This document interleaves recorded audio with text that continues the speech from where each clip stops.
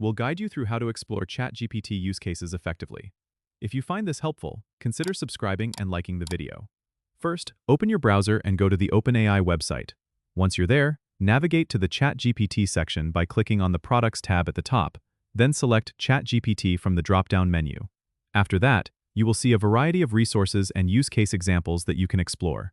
To dive deeper, click on the Use Cases or Applications link. This will take you to a page that categorizes different ways ChatGPT can be utilized, such as customer support, content creation, code assistance, and more. Take your time to read through the descriptions provided for each category. If you're interested in a specific use case, click on it to get more detailed information and examples. This can include how businesses are using ChatGPT in real-world scenarios, what kind of problems it solves, and even customer testimonials. If you're curious about how to implement these use cases in your own projects, look for any available guides or documentation linked on the page. Additionally, don't forget to check out the community forums or the OpenAI blog for insights and updates on new features or innovative uses of ChatGPT.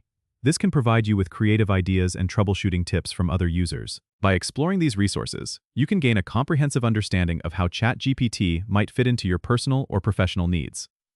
Don't forget to subscribe and comment if this helped you out.